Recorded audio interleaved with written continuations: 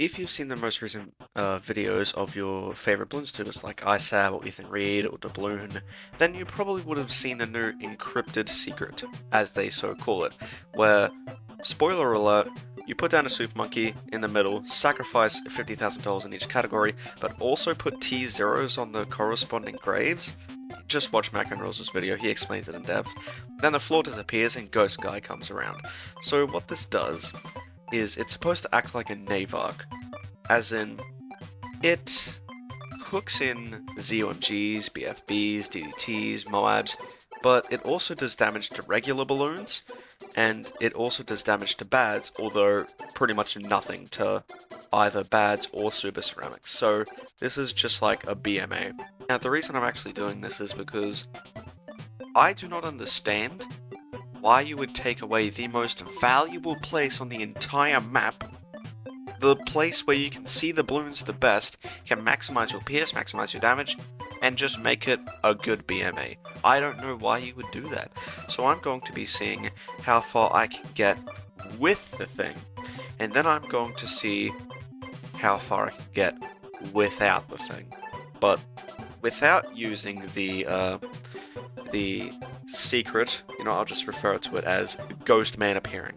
So without Ghost Man appearing, I am also going to do that, but in a separate video, just to compare the two. I probably won't release them at the same time. In fact, I might never release the video. I'm just seeing how far I can get here. Now, this is going to be just a late game video to see how far I can get. If you haven't seen my channel, then this is just what I do. This is the kind of video I release. Some of you like it, some of you don't. Most of you hate it, and that's completely fine. But for me, I wanted to see how far I could get using this thing. And by clicking on this video, I'm assuming you're going to see how far I can get using this thing. At least I hope so. And also, I want to get this video out before Mac and Rules does, because he stole my idea for using no harvest but only the secret spots. Come on, man, I was going to release that video, but it's fine. I'm not salty. I'm not burning with a fiery passion, not at all. I am going to call it quits on that video and make this one. Why am I making this one? Because I can. Why? Because I can? Because I am able to. I have a functioning body that comes across the processes to create something that you will watch. Are you still watching? Good. Now, this wouldn't be a very interesting balloons video if I didn't tell you what I am doing. Here I am gathering pops for my Apex Puzzle Master and my Navark of the Seas. The Navark of the Seas is going to be very important in this game because it has the only ability that can one-shot bads. I'm also using a Zeely here because I do not have enough Sun Temples to make a Dora useful on this map. Even if I had the center, I wouldn't have enough Sun Temples anyway, but like a boost to BTSG is nice. But here I've decided that Zeely is the best hero. Now, without a lot of space to farm, because encrypted half the map is blocked, I'm going to have to get my farming early and started right now. I'm going to try and make a Monkeyopolis, boost it, get a bunch of farms to buff these boats, and my plan is just to make as much money as fast as possible. But I've decided that to keep this video as interesting as possible, I'm not going to slug through the first 100 rounds, so I'm going to speed up until where we get our first Paragon.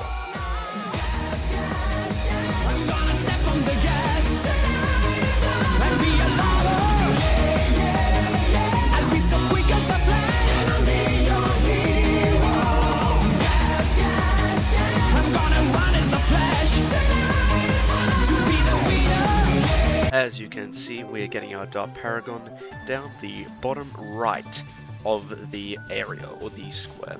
This is because it is able to attack things that are inside this square or area, whatever you want to call it, and this will be crucial to our survival so we can build up Paragons. Skipping to around 135, the rounds are going great. We're getting pops for our boat, for our boomerang, for our wizard, and for our ninja Paragons. Things could not be going better.